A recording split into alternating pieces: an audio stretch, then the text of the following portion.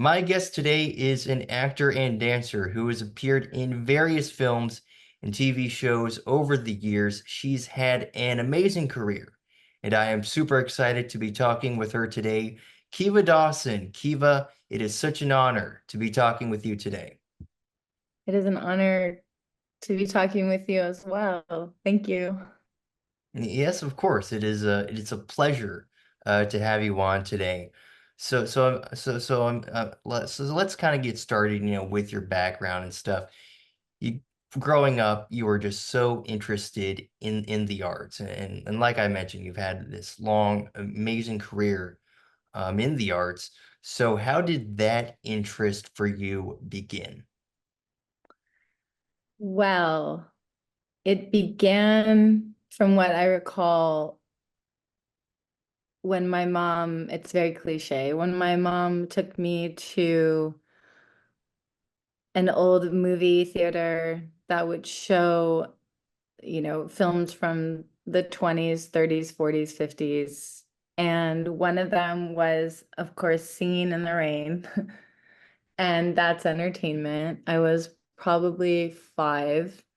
And I just remember the feeling of that, like just fullness and, little 5-year-old jumping as you see, running around a movie theater. And I was like, that's what I want to do. And I think being an only child to a single parent and her needing to also bring me to her places of work, which was in the entertainment industry. It was just a complete entrance into that world and into, at the time, what felt that true magic of Hollywood.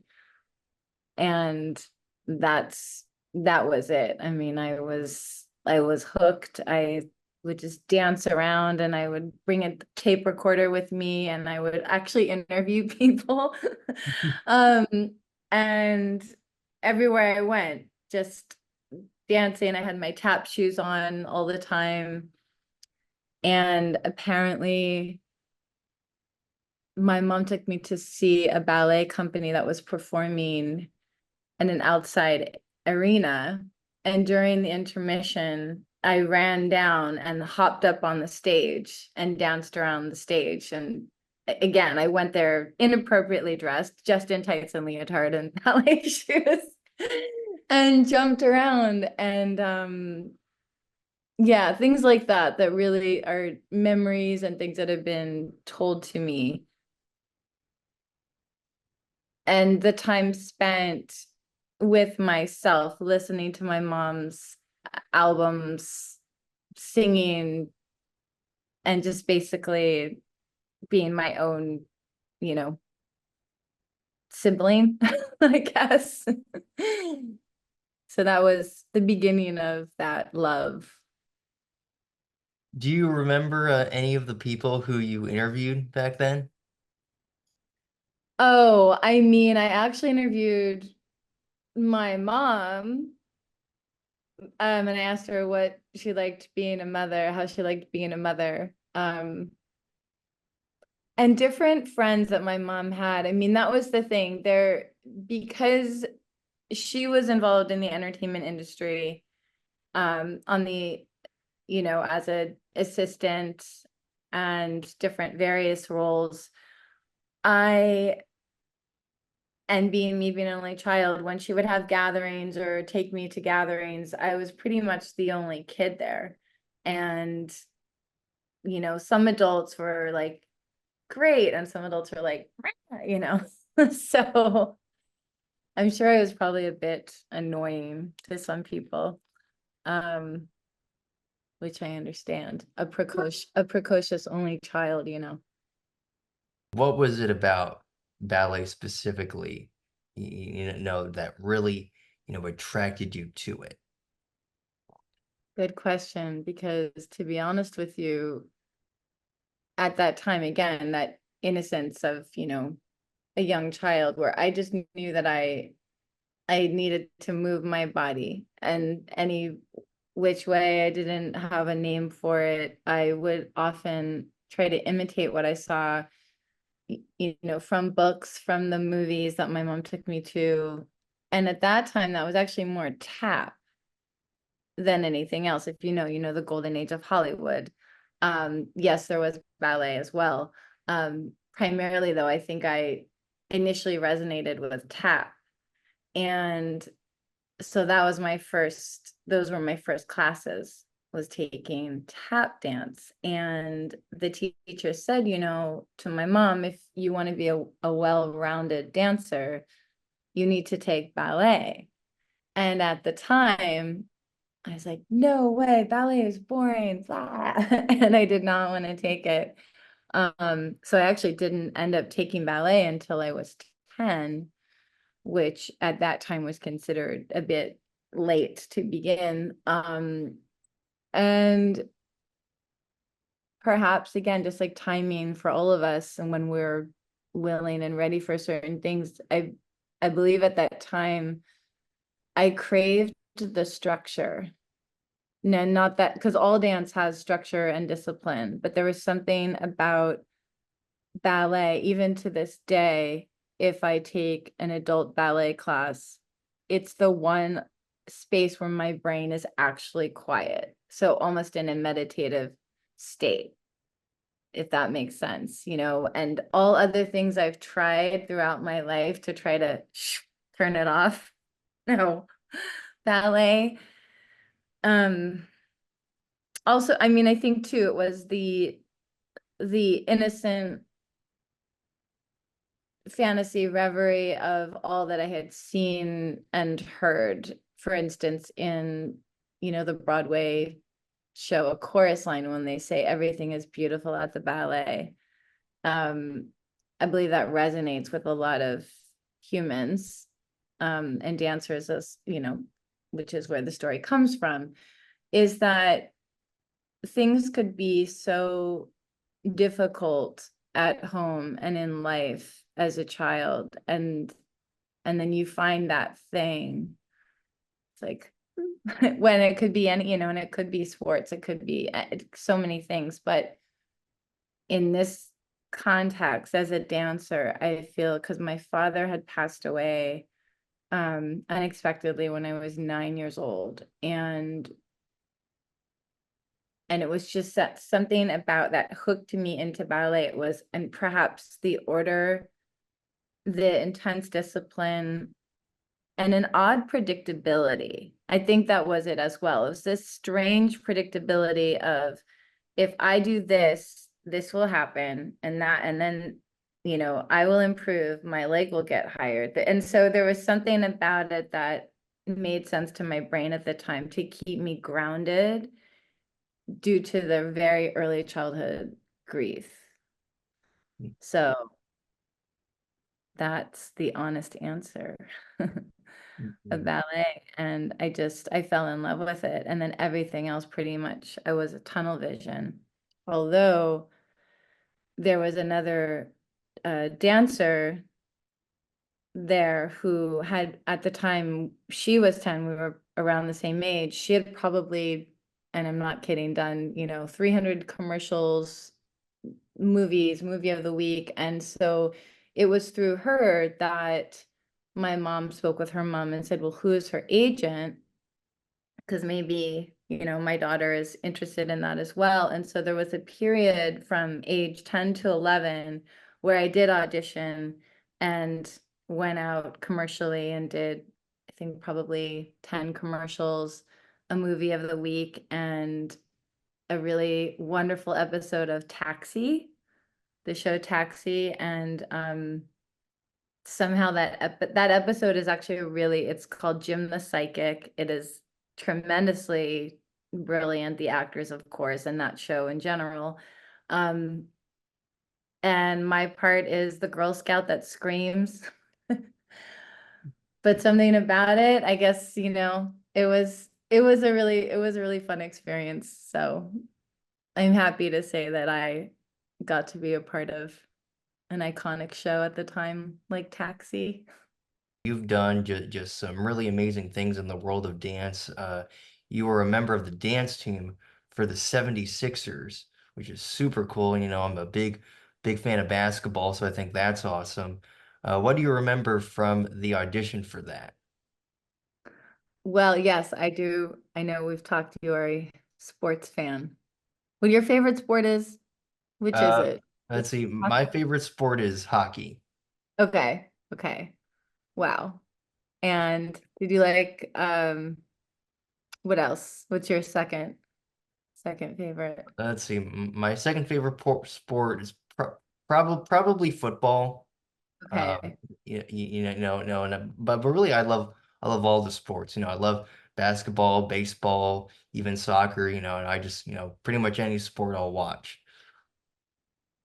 Right on. Well, yeah, so I didn't really have such an introduction into sports. Although I have, of course, immense respect and just can't believe. I mean, what athletes do and all of it, I am blown away. And dancers finally have been acknowledged as athletes. And but I will say that basketball, something about basketball really appeals to me. It's perhaps because it moves quicker in a way. Um, and yeah, it's beautiful. So but the whole thing about becoming a 76ers on the 76ers dream team dance team at the time was a bit of an accident. I had, and again, these are definitely bookmarked with loss and grief. So my mom passed away when I was 19 and I was, living in Los Angeles, and I just felt that I needed to be near my family. And my mom's side of the family were all from back east. They're all from Philadelphia, like South Philly. They had an Italian restaurant, the whole thing, very much steeped in that Italian American culture, as it were. So um, I went to go live with my grandmother, and I was going to this local gym dance movement studio, and they had a jazzercise type class, and there was a girl around my age, we were 19, 20, and she said, you're a really good dancer. Do why are you here? I said, again, truth, I'm here. I needed to be with my grandmother. My mom just passed away, and I'm just here, doing a little jazzercise. She said, well, there's this audition for the 76ers Dream Team dance team. And I was like, I am not a cheerleader. There's no way. Because to me, again, I think when I think cheerleader, and I know there's that distinguishing piece now, but back then it was much more like, oh no, if you're a cheerleader, you're the person that's flipping in the air and doing all the things. I said, no, no, no. She's like, oh no, don't worry about it. It won't be like that. So I went to the Spectrum in Philly, and there were hundreds of girls. And, same thing like with most auditions that we've seen over, in films and stuff, is like you have your number. And it was fun dance choreography to Paula Abdul, which, as we know, also, was on the Lakers dance team and all that stuff. And so I think certain NBA, franchises were starting to really see, like, okay, the Laker girls, this is like, let's try to do something like that. So that's essentially, I did the audition and kept making the cut. And then I noticed that there was a camera, filtering around, and I believe was the news, and they were on me the whole time. And, the audition's over. I get in my car, I drive back down because I was in Philly. I drive the hour to where my grandmother was down the shore in Jersey, South Jersey. And I said, I think I'm gonna be on the news. Turn it on. And back then, that's when you had like, the VHS tape and you'd stick it in, you're like, okay, record. And so there it was. It was this little tidbit on the local news and talking about several girls dancing their way to a dream. And there I was. And my grandmother was so excited. And then I got the call that I got to be on the dream team, the dance team for the Sixers. And it was a really big deal for my family. They took a lot of pride in that.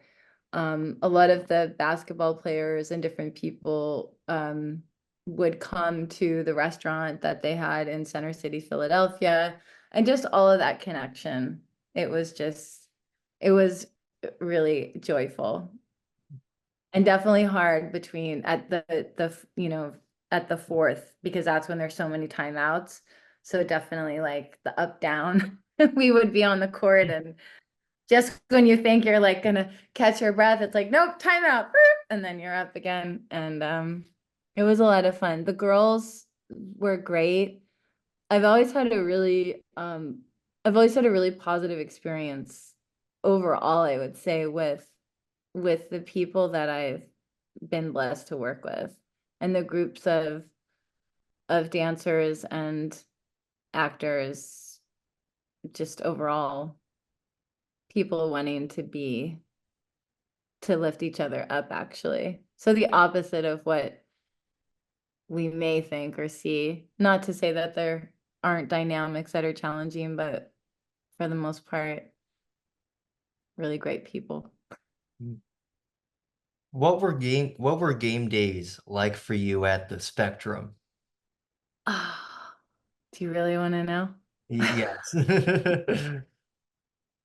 Okay, well, let's take into consideration the time. So that was the 91-92 season. So, and I think we've seen too, like what the amazing Dallas Cowboy cheerleader show that have you seen it? Did you watch some of it yet? Yeah, I did. Okay, so it's It's phenomenal, yeah, right? yeah, really cool stuff. Yeah, right. So with that, we've seen as well, like some of the people that, were part of it, in the earlier days, or it just, none of this was, oh, we're doing this for money. You know what I mean? It wasn't about that. It's like, this is an experience um that if you get to be a part of it is more about, you know, the other activities, being a part of the community, you know, being out there, just the joy, the sound of the crowd and watching these artists, athletes and everything. So all of that to say is that we were at that time, I know it's changed now, but at the time we were put in a very small room, and there was craft service food for, the news and every other and people visiting. And we had, bags of chips. I remember barbecue corn chips specifically. Maybe some granola bars. So not a lot of glamour. And water. And we were just in our little area. A lot of excitement, and yeah, just a lot of the just amplified of all, like what people, the sound of the crowd, just basically like an experience that I have never experienced, had not experienced before that, and never imagined. And the pressure of being there. And I mean, I think that idea of when something's live, and that's the same for anyone doing anything live, it's a different type of anxiety and adrenaline rush than having the opportunity to say like, oh, right, no, wait, I want to try this again. you're there, you're in the moment, and that's it. That's sink or swim. And there's a resilience in that, which I don't know if you watched, I think it's called Beckham, the documentary that came out, I believe, last year. Yeah, And yeah, yeah, yeah. I saw yeah, so watching that, and I'm not comparing what I know, but it's more like this empathy of what is that really like? Can you imagine, like, there's that scene where people are booing him, and it's like, oh, I mean, I can't even. So just as being, a dancer and doing this thing, I can't imagine then being, the actual target for angry fans or people that don't agree with, something that you said, and still having to perform and to execute your talent. Um and again, that's I think what, maybe, I mean, maybe is that why you're drawn to sports? it's not just what the athletes do on the field. It's not just the amazing plays, right? There's emotion in it. And there's emotion coming from these, thousands and thousands of people in the crowd who are like just going crazy, high pressure situations, surrounded by all these people, and they have to go out there and perform. And it's honestly that's what I find almost more impressive than Mhm. making a one-handed catch or something, or doing a slam dunk, is just having that fortitude. Agreed. Agreed, and thank goodness for fans. Yeah, yeah. It was Yeah. yeah, yeah, and it's pretty cool that that you got to perform, in Philly, and obviously, Philadelphia is a, very famous sports city, and they're of course they're well known for having some of the most passionate fans in all of sports. So I can, I'm glad you said that. Yes. Yes. And of course, lest we forget Rocky Balboa. oh yeah, oh yeah. I mean, that was, oh my goodness, as a kid, that was, I just remember going to, because I grew up in Southern California, but again, because my mom's family's in Philly, I would typically go there during, winter holidays, spring, summer. And so it just was such a different world to me. And so again, it was that allure, the romance of places, just like Hollywood had that romantic thing for me, and then Philly, and then eventually New York, which I never imagined I would live there. And that um is I think how we, or maybe saw something that I had done in New York, which was a very independent film that happily is on Tubi, and I am so grateful Yes. that you Oh watched it. yeah. Oh yeah, absolutely. Yeah, yeah, Lonely Boys by Dan Simon. Great film with a great performance by you. And I actually just, I really just want to mention that I've been meaning to kind of tell you this at some point during our conversation was I loved how just natural and genuine your acting is. And I mean when you're playing these characters, I mean they feel so real and authentic. I just want to commend you on that. Thank you. I really appreciate that. Thank you. Yeah, well, let's see. I think what is interesting to me, and I've talked about this with my friends who we were in this entertainment industry around, the same time, is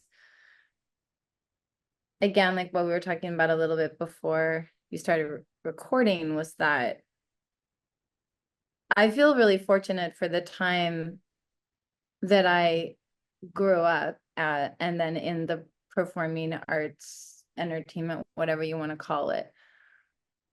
On the one hand, because there actually was no internet, right? And you would go in person to an audition, and there would be that visceral experience versus doing a self-tape.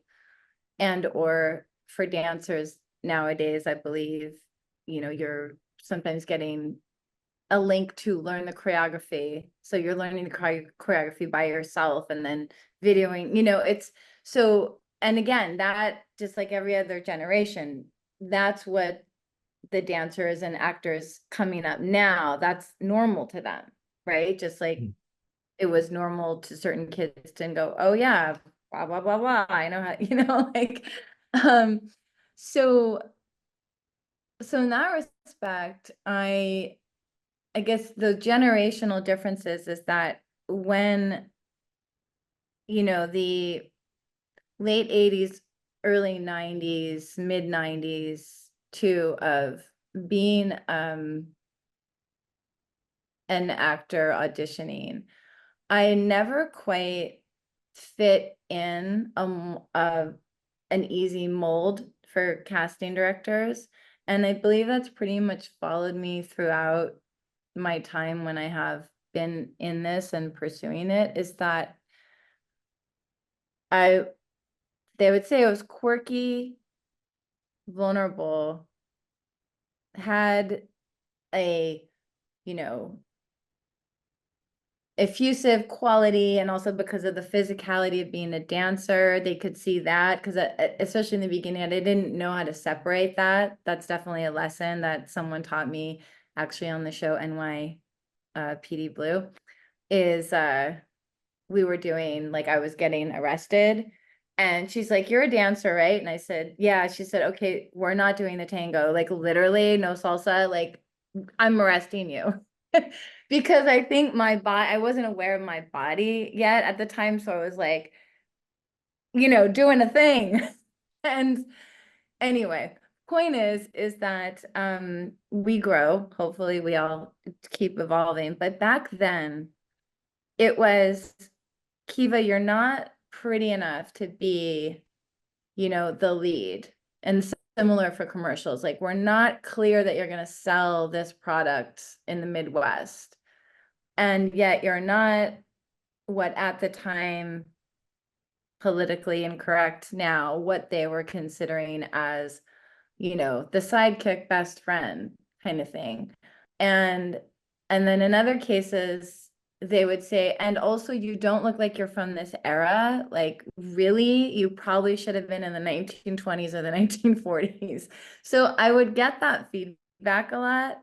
And it did breed, at least in me, maybe for some people would be like, oh man, I'm going to show them. For me, it kind of narrowed me, where I felt insecure and way too aware of it, so that it's, yeah, it was my own, thing to that the voice I kept hearing. So for instance, with Unhappily Ever After, um, I don't know that I was really their first glaring choice, because again, I didn't completely fit that mold. And then when I went to New York, it was the first time that, and it was thanks, and I've attributed this to Dan Simon, it was the first time that someone actually cast me in something, in two roles, that I actually finally got to show and be the human and actress that I am, and maybe had been all along. But because of the time that I was in Hollywood, so to speak, and it wasn't as open and diverse as it is now, it was just, it was like, you're either this with the long flowy hair and the big boobs and the stick legs, or you're that, and whatever that is. And I was kind of like here.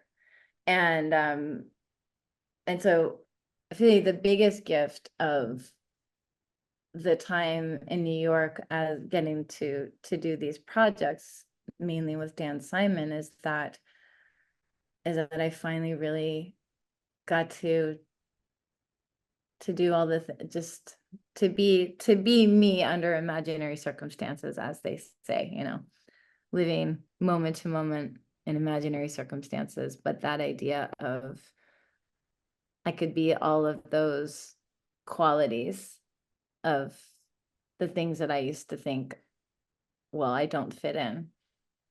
So, but again, generation wise, I'm really excited for what I've seen overall as far as how casting is now and how all people have an opportunity to be considered for certain roles. Where even, and I saw it change, I saw it change even in the commercial world when I was auditioning in New York and when it was still in person. And back in the day, it's like if you're going in for, young mom or whatever, it's like there's just a few types of people that are coming in. And then I started seeing like, wait, am I at the right audition? Because it just became a kaleidoscope of all different types of people, shapes, sizes, personalities, energies, and and it's interesting. It's kind of cool. You mentioned unhappily ever after, and I want to give no in case there's anyone listening to this or watching this, I want to give our viewers just a little bit of background on the character you played because you originated the character of the goth girl in that show, Caitlin Blackpool. You originated that role, and you're fantastic in it. And what's now the weird thing is though is that the character like the character ends up being a recurring character in the final season of the show, um and of course you were the first person to play that role, but you weren't brought back for these later episodes. Why did that happen? What's the story behind that? Yeah, so that I was wondering if you'd bring that up. So yeah, that is, oh man, at the time that was, I was crushed. And I I was just recently referencing it as far as again, as far as, what at least I know what I deal with insecurities and certain things that I've gotten better with. But when I look back at that time, it was the deer in headlights, not quite knowing who I was enough to show up and just go with the flow without the anxiety.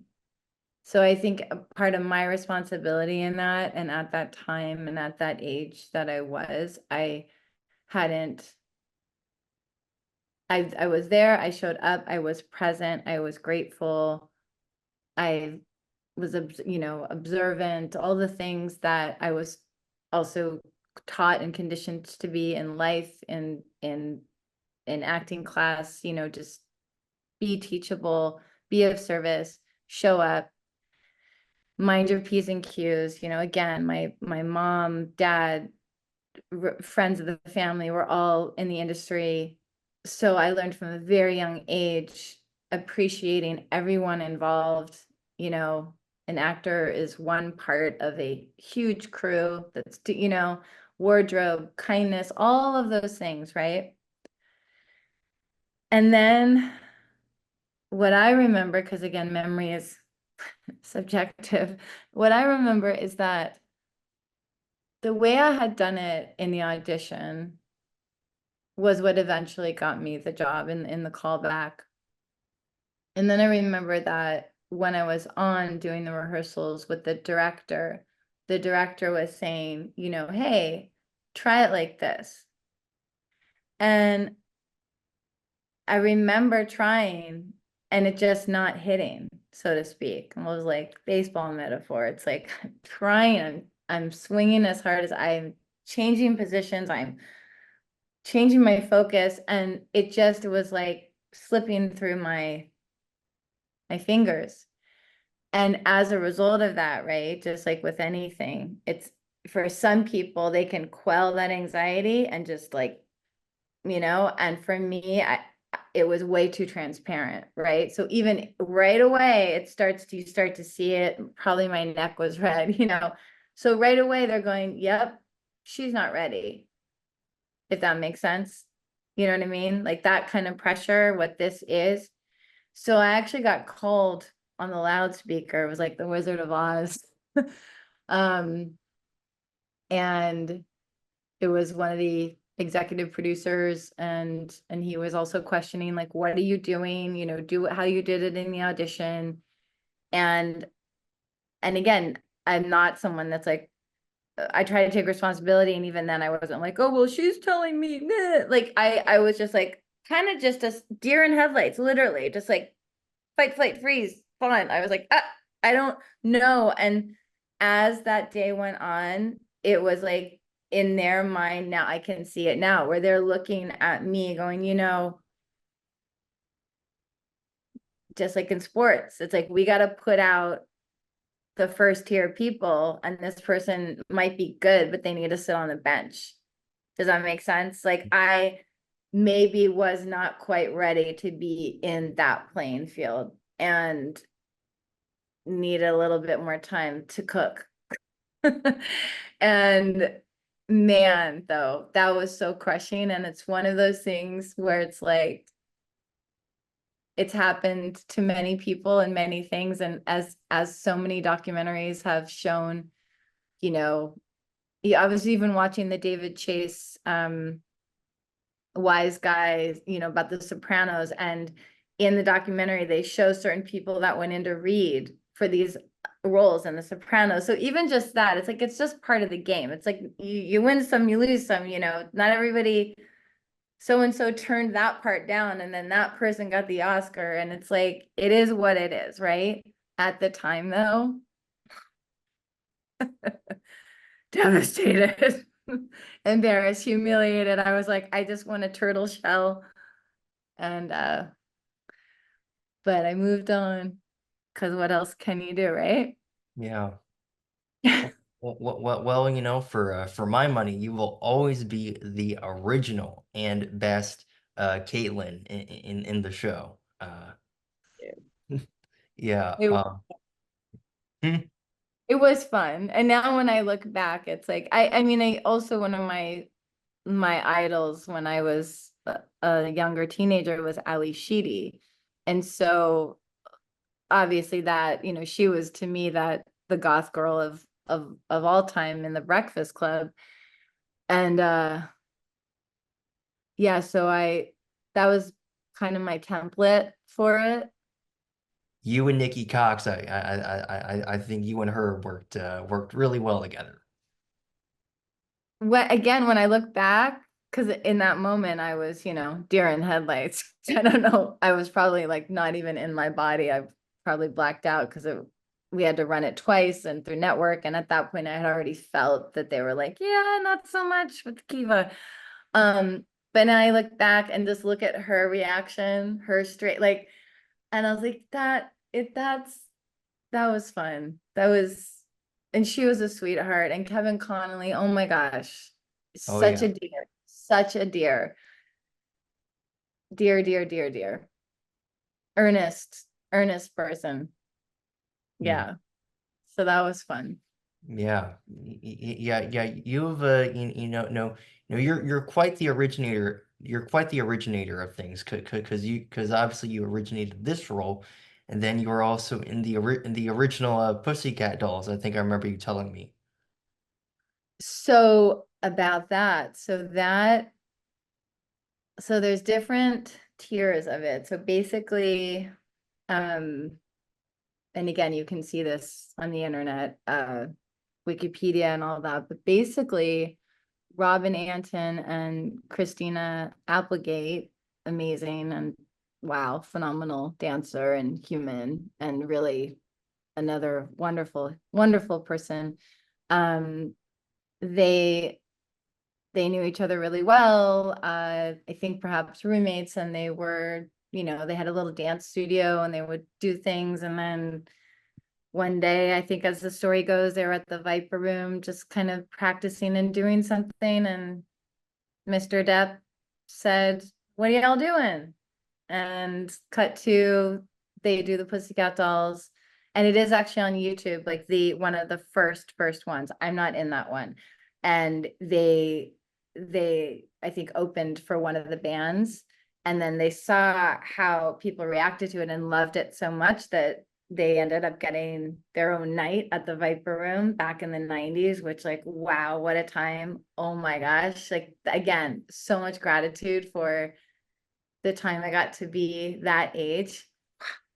And so, yeah, it was Thursday nights at the Viper Room, 2 shows, um, a night, and the blood, sweat, and tears that went into that Robin, because she actually has a show now based on her dance studio, Playground LA. So she talks about it as well. And I mean, it was so much fun. It was so fun. What's so fun about that time too is that there was, again, like when you can look back and go, oh, it was so innocent. Um, but it was, compared to how things look and feel now. Or even when I go back, I don't know if you look at like the beginning of music video culture, and that too, it's like I look at the dancers that came before, my time working as a dancer in music videos, and I'm like, wow, and they were the first. They didn't even, I don't even think, had the protections that we had, and our agents and people had to advocate for, because it was a new thing. Just like when anything's new, it's like, oh, sure, let's flood. We can work for 12 hours and, oh, there's water running through the stage. That's okay, and these dancers, they're iconic to me. So iconic. Um, there's a show called Dance Dish, actually, on YouTube, I believe, that also talks to a lot of dancers from many different uh genres and times, generations. But I don't know. The thing, I love learning about other people and just things and everything that came before me, before them, and just going down, down, down. So yeah, so the Pussycat Dolls, oh my gosh, so much fun. And I I also did a show called the Toledo Show. So that was Monday nights, at a club called Union across from the Chateau Marmont. That was at midnight. That attracted a lot of Hollywood land type fun energy and people. And it was great because I didn't have to waitress. the, the the coolest part about that time too is I mean, I did waitress for a bit. I was a horrible waitress. And yeah, but then once that time where there were these, opportunities and clubs for people to put on shows, cabaret style, it was just great because we would get paid and then, do a music video and this and that. And so I really got very lucky. I really do. And I attribute to Robin with the Pussycat Dolls, because once that sort of, caught wind and just kept going, she took us with her. So if it was her choreographing this music video, that, so that I'm really grateful that, because I also, to be honest, I, coming from ballet, and actually I had, like I said in the beginning, just tunnel vision ballet. I hadn't really taken hip hop, jazz, whatever genres they were calling it then, because it's changed all the time. But um and so there I was, thrust into the commercial dance world and pretty much learning on the job in a way, and what I do recall um is my note was always, can you just get lower? Just bend your legs a little bit more. Just shape, make a shape a little bit, because I think I had that ballet thing, and, but But nowadays, again, generations, so you think you can dance, all that we've seen and what the dancers now blow my mind. Because they really can do everything and they can do everything pretty much at 150%. Whereas at least I know I was limited. And yet within my limitations, I still so honored and blessed to have worked with the people that I really are iconic to me. And, part of that too was in New York. I did an episode of Boardwalk Empire, and then my agent called and asked the choreographer, Pat Birch, who is to me iconic, choreographed Grease, directed Grease 2, and a million other things. She said, I need a burlesque dancer for the Boardwalk Empire wrap party. And, I said to my agent, well, I'm not really a burlesque dancer. I don't, and I studied that too. Like I did when I moved to New York, I wanted to make sure that I did the best I could to know where I was and kind of like keep myself in place. Um, so I looked at what like the Lower East Side and what it was like and where burlesque really originated in America was there. And so me being this attempt at a purist, I'm like basically talking to my agent. I'm like, this is not for me. I don't do the thing. That's the real original thing. And long story short is I went to meet Pat Birch in her apartment with her awards and posters. And speaking of, well, Rocky, Sylvester Stallone, uh, then I connect John Travolta, like just all these people, and there it is. And she hired me to do it. And just getting to work with her, I would never, as a kid, I used to watch or I used to see the movie, but then I would listen to the Grease soundtrack, and my friends and I would, do all the dances just like a lot of kids did. And I never would have thought I would have been sitting in Pat Birch's, little room in her apartment and her talking to me about burlesque and yeah, you can do this, you got it. And that was another huge joy. That is awesome. Wow, that is so cool. Have there been any other times where you've been able to work with people who were inspirations for you? Honestly, all of the times, all of them. Um, that's what I mean is that even within quote unquote limitations or again that generational thing of where I wasn't quite this or quite that or but either way, like what I was meant to do and where I was meant to be is you know what I mean, is where I ended up.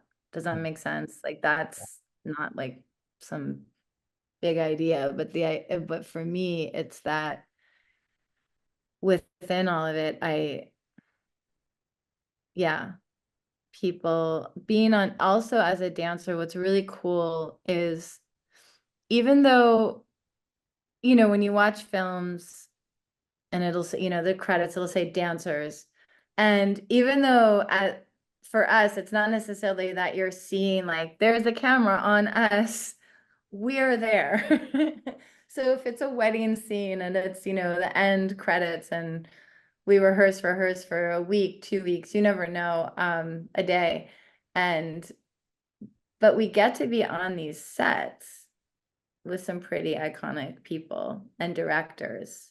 And there was this one film where I actually did get to dance with John Travolta. So to bring it all back around, I mean, who he was like, Grease, Saturday Night Fever, Staying Alive, all of that. And the choreographer gave me the opportunity to dance with John Travolta in this film called Lucky Numbers. And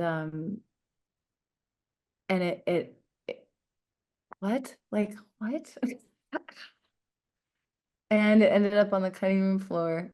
Wah, wah. So I was like, however, I did get to experience that. I was looking online if we're talking about people that you worked with throughout your career. I was looking online and correct me if I'm wrong, no, because obviously it's the internet. But did you ever get to work with Tony Basil?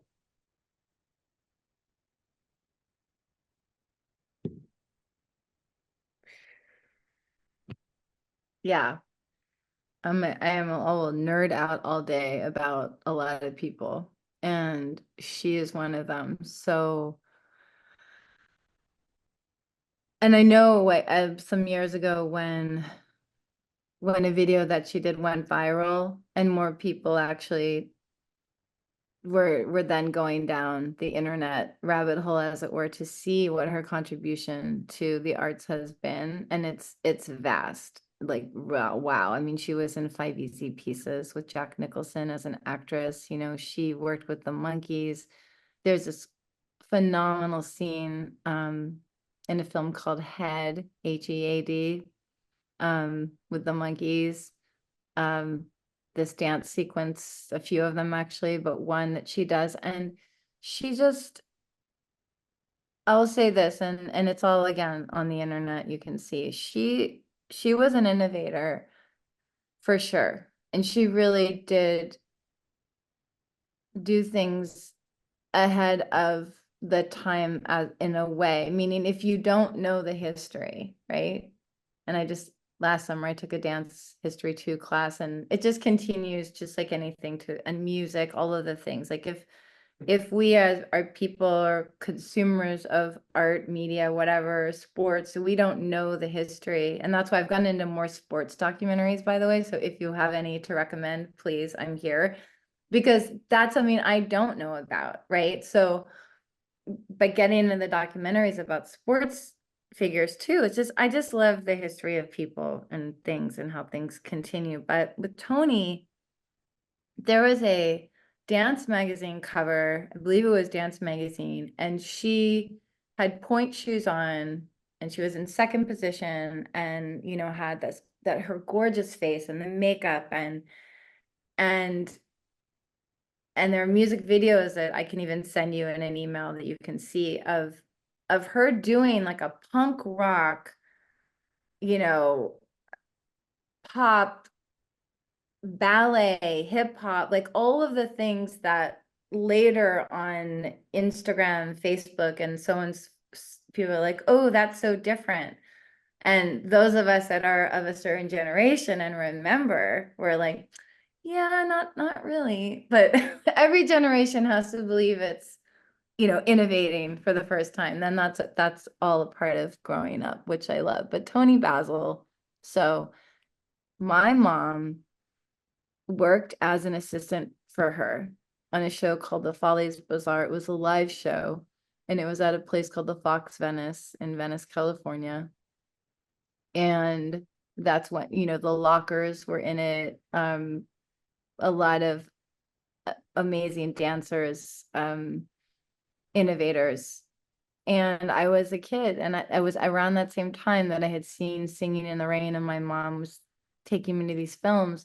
And then again, being a single parent, she brought me, and I would sit in the audience and watch the rehearsals.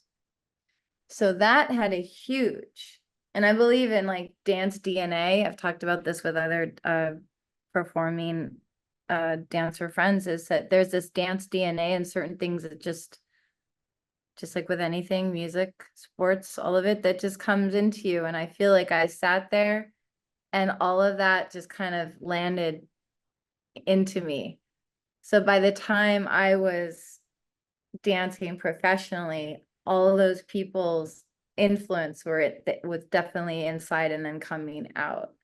And Tony and the dancers in that show, The Follies Bazaar, had a huge impact on me. And so when I had the opportunity to audition for her in the movie That Thing You Do, which so fun. Again, it was another moment of, if you would have told me that at 5 years old, like I got to do a project with Gary Marshall when he was doing the Happy Days musical, like preliminary things. I did like 2 rounds, and I wasn't a good enough singer at all to make it through the next, but Carole King was there with Paul Williams and these amazing people that I grew up listening to their music. Paul Williams, who wrote so many scores. Bugsy Malone, I used to listen to all the time as a kid, 1920s. Energy. Carole King, who my mom, of course, listened to her album ad nauseum over and over as a kid. So all these opportunities where I just never imagined.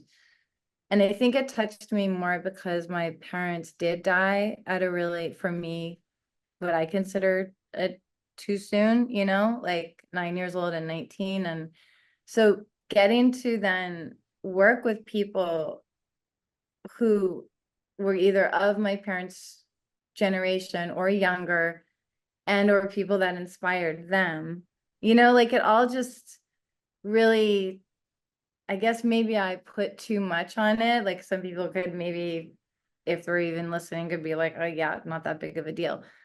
And maybe I did put too much weight into it, but it was significant because it was anything I could do to keep connected to my childhood and the people that inspired me. If that makes sense. Yeah, yeah, absolutely. No, and I can definitely say this, with all the things that you've done throughout your life, I definitely think that you're making your parents very proud with all the great things that you've done. So, Thanks. Thank you. yeah, yeah, of course.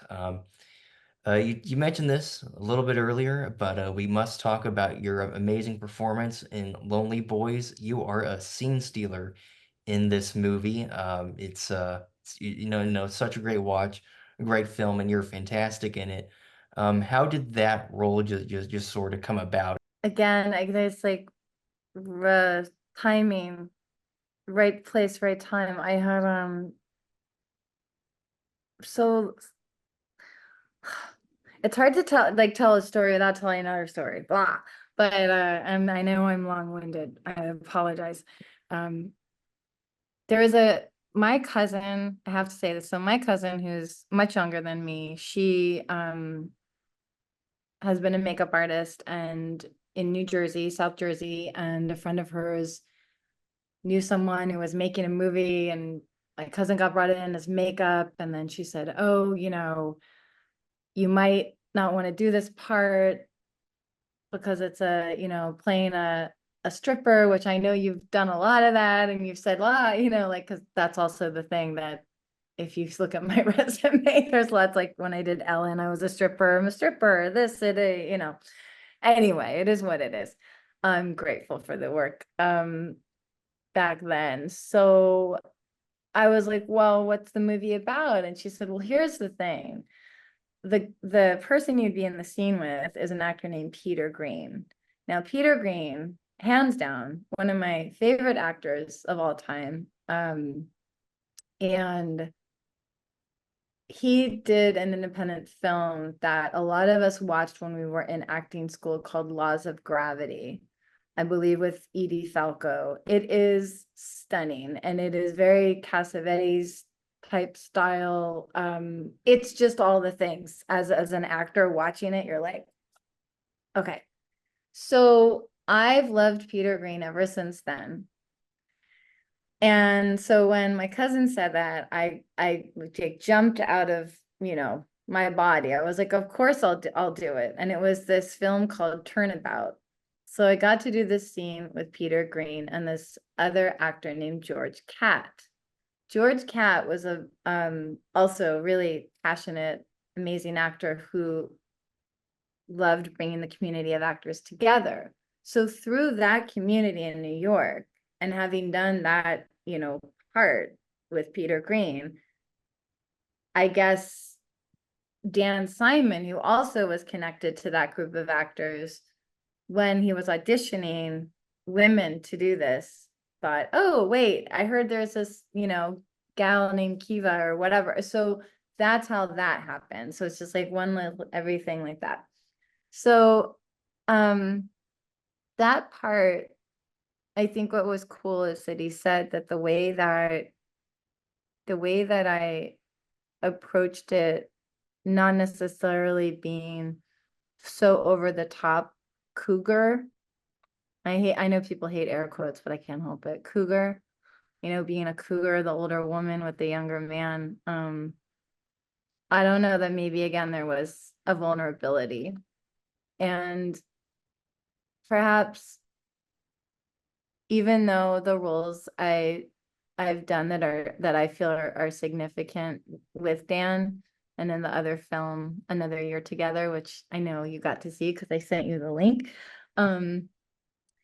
is even though those are not, a big budget Hollywood thing, and so on and so forth, it's like maybe all of the experiences that were leading me up to being able to do those types of roles, and just that's kind of what it is that it's I've always treated everything the same in a way. So if I were doing, and I know other people like this too, it's like if back when you're starting out and choreographers are also starting out and they're like, oh, we need dancers to come just do us this favor, right? I'm making a reel. This is how it was back in the day. um, we would do it and we would treat it the same way we would treat it as if we were getting paid, $500, $700, whatever it was for the day, because we have reverence for the people and each other. And so it doesn't matter that it's a demo reel for a choreographer. It's like, no, I'm here, I'm going to show up in my fullness, and so on and so forth. Same thing with acting. It's like, that saying, no small parts, only small actors, right? It's like everything is everything is everything. And so really, like Lonely Boys and Another Year Together, Dan Simon, it's such a gift to me. Yeah. Such a gift. In these roles, you're able to show what a tremendous and great actor you are. So just what does it mean to you to be in these projects where you're able to showcase your talent? I'm everything. Just like I said, just the experience of even having more than, two lines in something. Do you know what I mean? Mm. Yeah. So who knows, There's so many that again, there's so many stories, so much talent. There's so much talent in this world on so many levels. And not everyone gets, what do they call it? Is it the brass ring? Yeah. You know, you know what I mean? Like it just, it is what it is. And I guess it's people like you that take the time to be curious about people, and whether they are, you know they've done all A-list projects or D-list or whatever you want to call it. And nowadays, who knows? I mean, there's so much grief in the Hollywood industry right now, especially in Los Angeles, because of the pandemic and the strike and all the things, and how, productions are just not really here. And, so it's fascinating, but the fascinating meaning like how I mean, again, how things change. Um, and it's terrifying for a lot of people, and the pandemic did that to pretty much every industry, as we know, of just thwarting and stopping. Because once you realize, like, oh wait, I can Zoom, I don't have to have this office space anymore. I mean, I'm not saying anything new at all.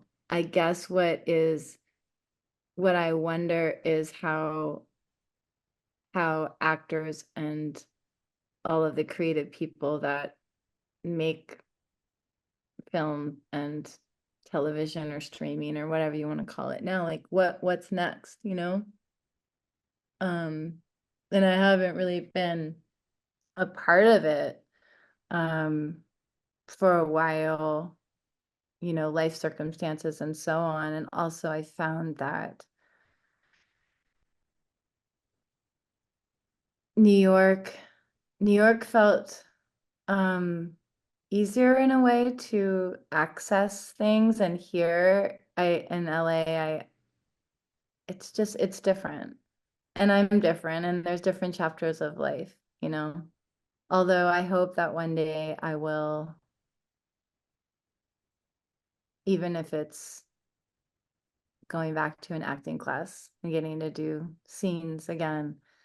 There's just a part of me, same as dance, because I know a lot of dancers that, you know, life happens, and again, there's a season for everything, and yet people will see each other on Instagram taking a class, and they started to think all dancers over 40 a long time ago, and now it's like dancers over whatever. It's like just dancers because it's in us. And when you're just like, I guess in sports, when people segue into coaching, you know, it's like it's just for some people, and not all people, right? Some people like move on and they're just like, whatever, I'm gonna go be a landscape artist, like blah blah football. But it's like for some of us, we just, again, no matter what level it is, we need to be a part of it. And that's Yeah. what I found is like just so like just want to be a part of it because it feeds something.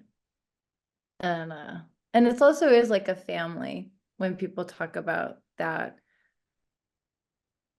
you know, especially when you're on a set. And it really is like that used to be when the first commercial I ever did, so dramatic. Ah.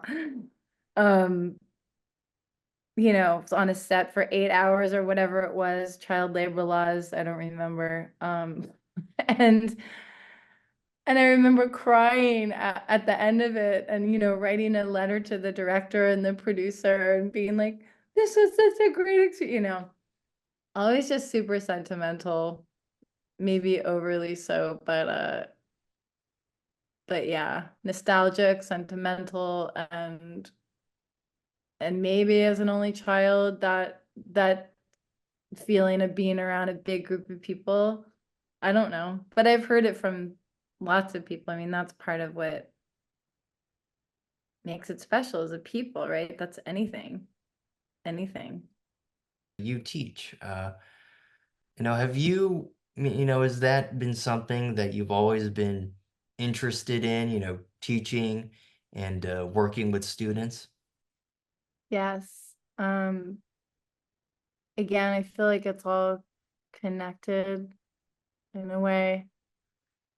Um, again, it's the things that I've been drawn to have been people centered and getting to be with people, you know, and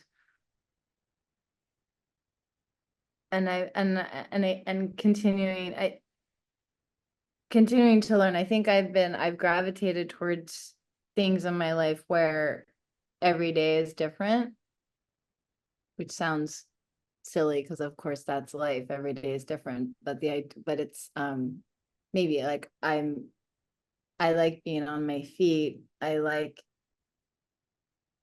not that I like surprises because I'm actually kind of a bit OCD, and you know, I like predictability in some way, like I was talking about with ballet or things like that, to some degree in the context of it.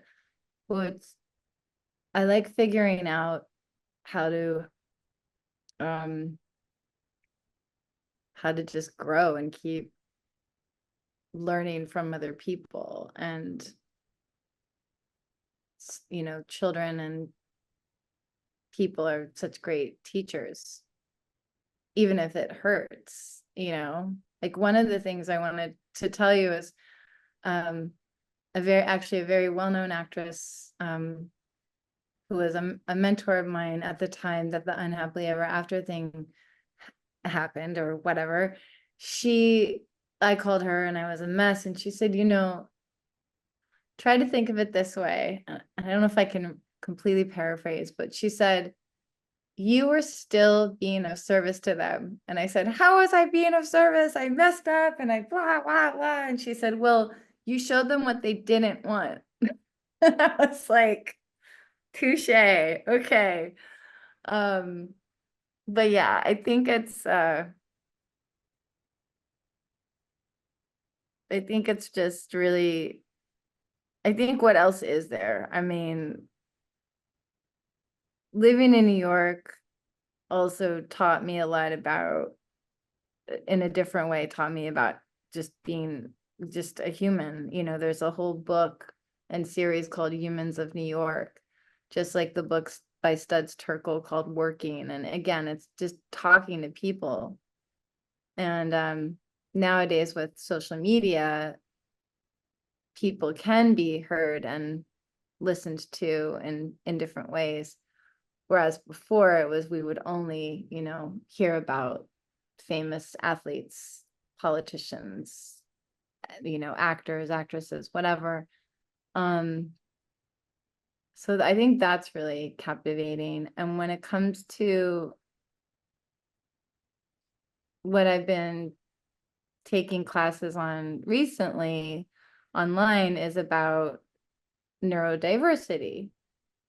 And, you know, I love science, not that I have a scientific brain, so to speak, but I love that we we have learned now, you know, or they knew, and then it became a buzzword, but neuroplasticity, and people can keep learning and growing connections, and then being around people who, you know, have, they say, you know, a neurodivergence. And I hesitate with all these words because it's kind of a hot topic.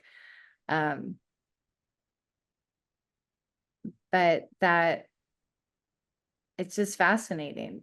It's fascinating to me, you know, because I just want to learn. I want to learn, like, what is that? And if I can, how am I even making a connection with someone who I might not even understand, you know? And there's a documentary called tell I watch a lot of documentaries.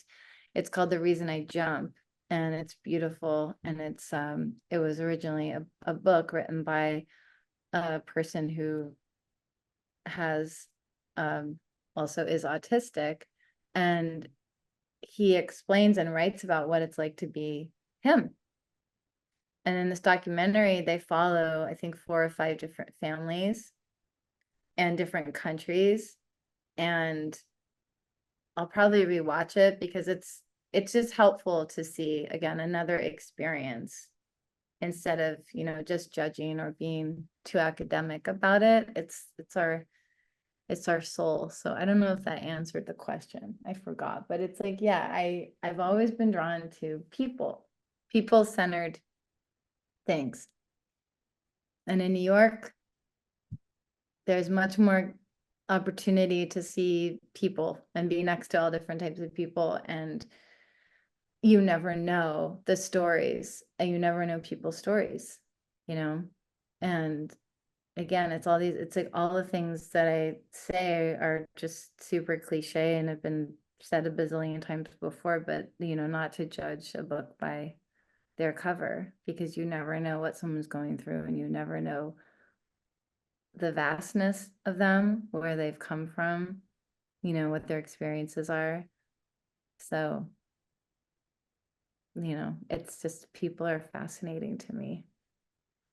Yeah, absolutely. And you know, people are fascinating to me as well. You know, everyone has their own unique stories and stuff. Everyone is unique in their own ways, and you know, it's always fun to explore that. Yeah.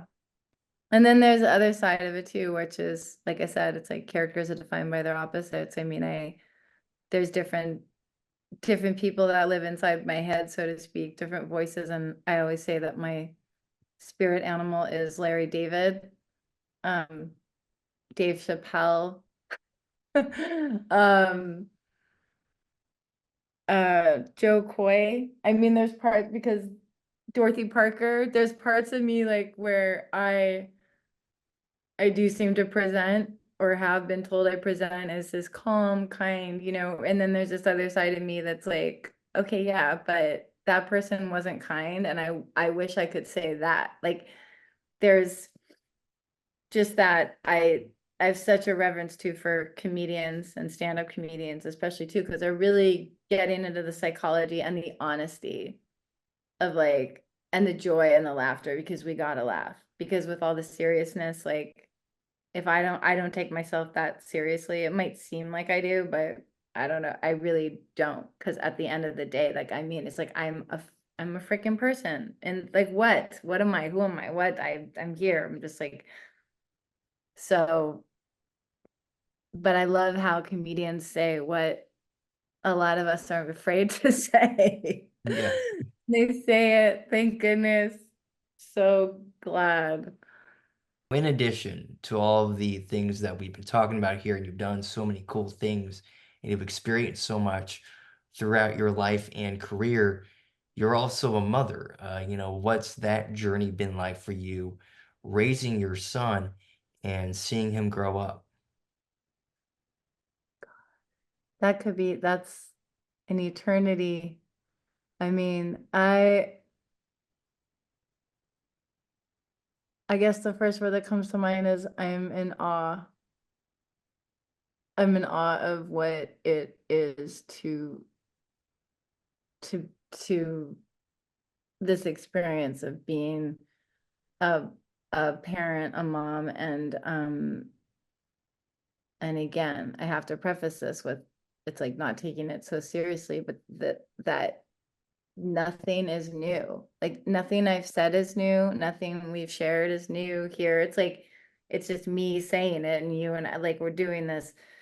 Um and all the things that people have said and especially when I first became a mom and my son was younger and I would be in New York and um be holding him in the baby carrier on me and wearing him and people would pass by and be like, "Oh, you better cherish these moments because they'll be gone in a flash." And depending on the day, I might be like, or like I'd be like, "Yeah, you're right, I get it." And it's just all those cliches are unfortunately and unfortunately true. And so I think what um there's a there's also this Khalil Gibran, I hope I say it correctly, but The Prophet. Are you familiar with that collection?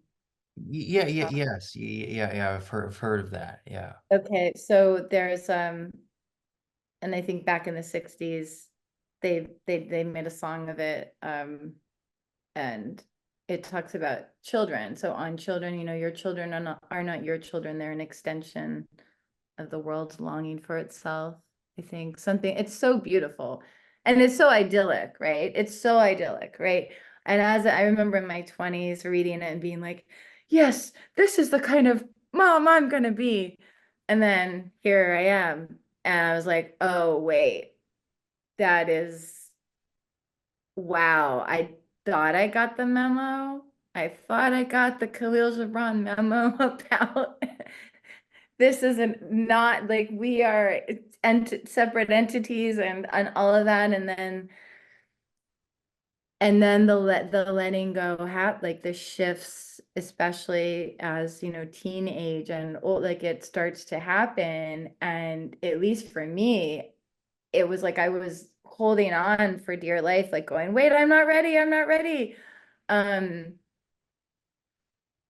so to be honest with you, I'm still trying to learn and unlearn. What I'm trying to unlearn is the social construct of being a mom, right? So just like anything else, there's so many messages that we all get depending on where we are, but culturally or socioeconomically, whatever it is, we get so much messaging about what something's supposed to look like, what you're supposed to be at this time, what, and so I don't know that that's any different than what seems to happen when you become a parent. However you become a parent, when a caregiver, someone who is caring for a person or a group of people, and that's your, it's,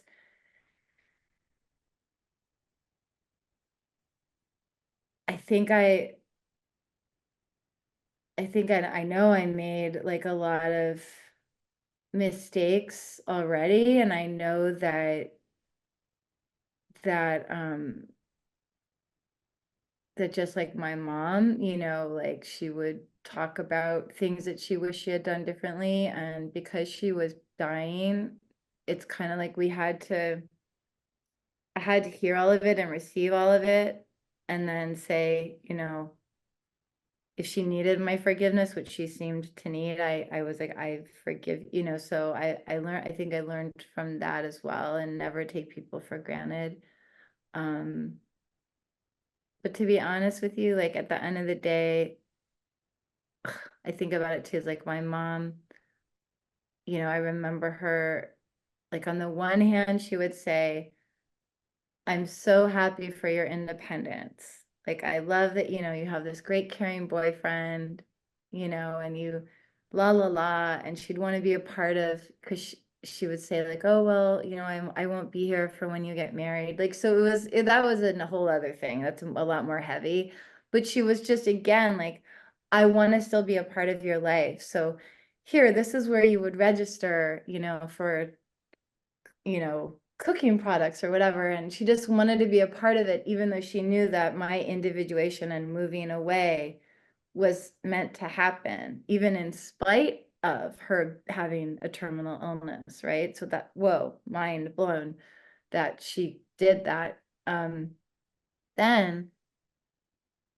but then on the other hand, she would call me and leave messages crying, like I need you. I'm thinking about when you were little, and she would write me poems. And so it was both of those things at the same time. And as a teenager, how each of us receives that, it's different for everyone. And the capacity to hold both things to be true at the same time, that I'm allowed to move forward and individuate and have my own life and not feel guilty about it, right? Like you live in a different state, right, than you grew up in. Like that is your right as a human to do that and evolve, and you know, not just be at the college that's next door to your parents or family or whatever, right? And on the other hand, depending on the dynamics in yourself and with family, it's like it could be that, but when she calls or he calls or they text and I'm in the middle of this, and like I feel like obligated, right? And then you're like, wait a minute, obligated? They're my parent. Like it's just all that stuff. And I just keep trying to figure it out because my son is so tremendous and resilient, and he is also an only child with an only child parent, which is makes the road a bit narrower as far as reach. So Um, and I do struggle with that. Like when I go to text him, sometimes, to be honest with you, I feel like the lame friend that's like, so what you doing?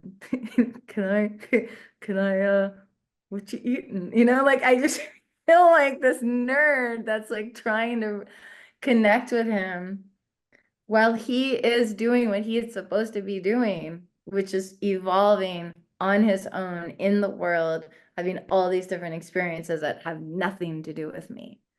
And yet I still miss him. I miss him.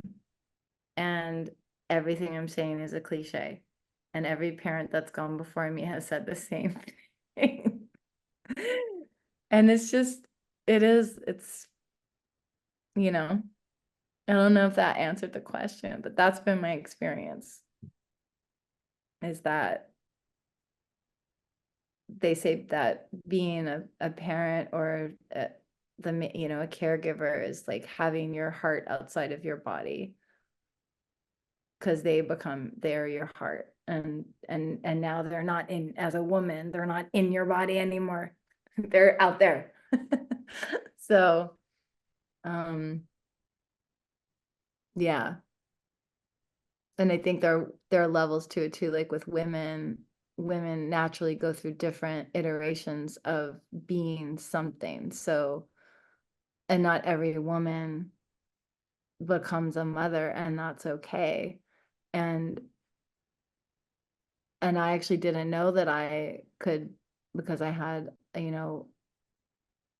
other like health things, female stuff where they're like, we don't think you can get pregnant actually. So the fact that I did have my one and only pregnancy, which I call my son my golden egg, he that to me was, but I didn't know. I thought maybe I won't, have that experience. And the one thing I want to say is, because I have friends who for various reasons, that have not they don't have the experience of being a mother. And sometimes they think like, oh, well, we can't talk about that or this XYZ because I don't know what that's like because I'm not a mom. And I'm like, that's not true. Of course, here's how you know how to relate to me if I'm talking about this. Have you ever had that, and I find like I'm trying to always bridge the gap, because that's because why have this huge gap? It's like, just because someone got married and someone didn't get married doesn't mean that they can't connect on what it is to have commitment or shifts in things. Does that make sense? Yeah. I think a lot of times with like in society, it's like, oh, well, if you're not a mother, then you wouldn't ever understand. It's like, that's not true. If you have deep love for a person and realize that, guess what? The only people we can take responsibility and accountability and, or control is our own selves, not this other person. So if you've been in a relationship with anyone and come to that realization that, oh, damn, I really want that person to wear sunscreen and a hat when they go to that football game. By the way, I wonder if that's ever happened to you. And you get the nice burn back here. And he literally just texted a friend that, and this friend is, even a generation older than me and is a huge, huge football fan, and every weekend. And today I think it's the Rams.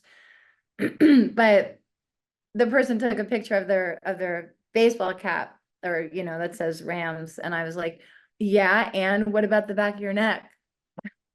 So it's like, I'm just saying, we care about each other. We can suggest, we can't control, we can, share ideas, but the way that what I might share to a friend of mine, it might not land on them or resonate the way it might with someone else. And I feel like that's a common experience we all have.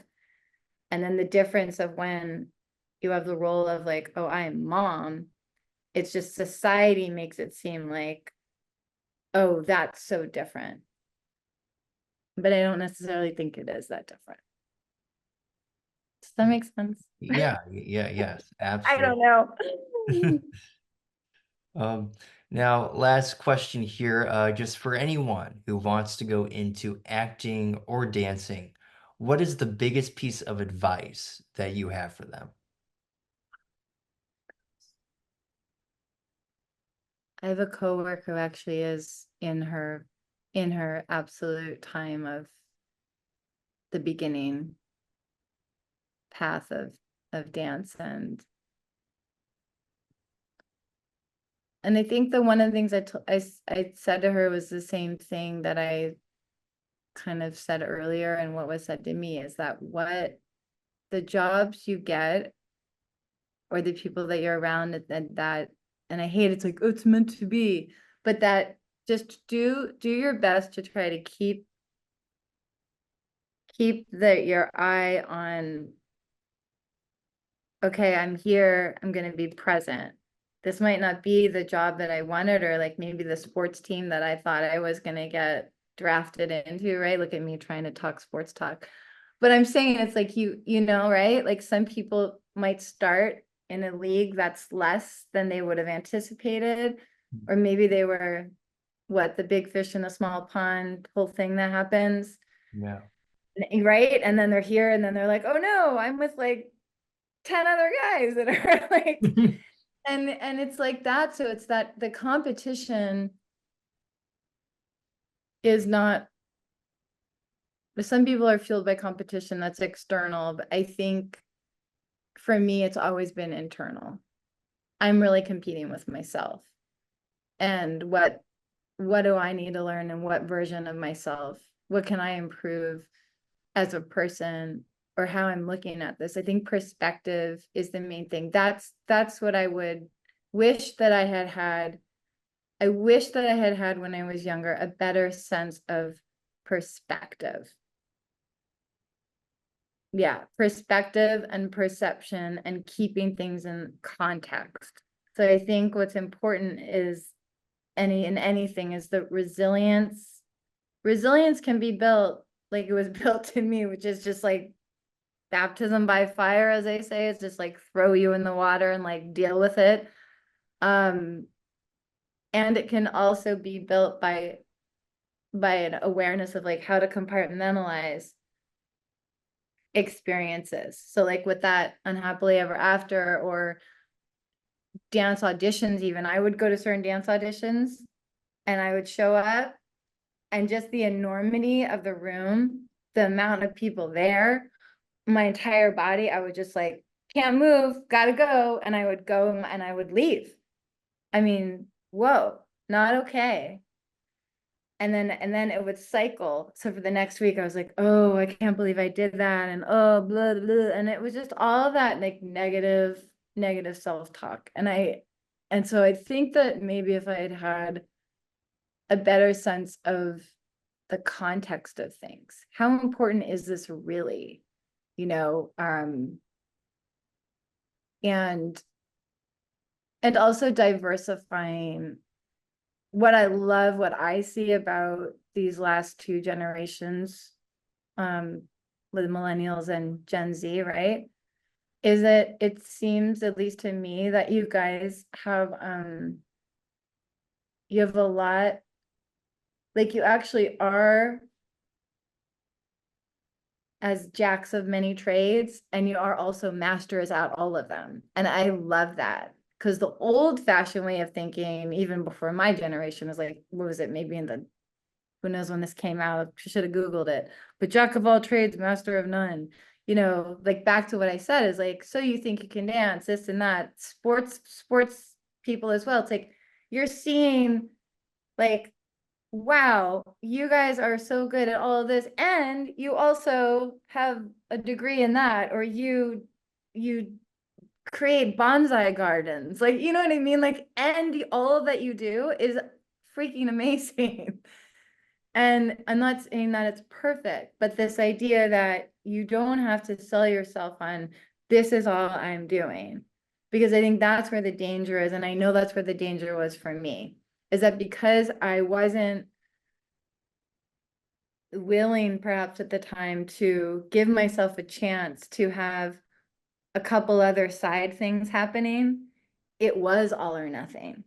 And so I think that all or nothing thinking, at least for me, was not helpful. So if I could do it over again, perhaps that I would have, had a little bit, and also relaxed into it, because that's what I love about this one person I work with. Like watching her, it's like she has the quote unquote, as I used to say, like, oh, the B job, the job you have to survive. And also still auditioning and also booking. And she just seems to do it in this way that is so healthy. And I don't think I had that. So I really I really like seeing that quality, and I do think it's a quality to be built upon for you all. Um, and that is the plus side of technology, right? And internet and everything is that you can see that you are able to do many different things and have a healthy attitude about it. Yeah, yes, absolutely. I'm 100% agree with that. Well, Kiva, what else can I say other than thank you so much for joining me today and letting me have this opportunity to talk with you today. It was an amazing experience and truly an honor. I just appreciate you. And again, at first I'm like, why would he even want to talk to me? But like, thank you so much.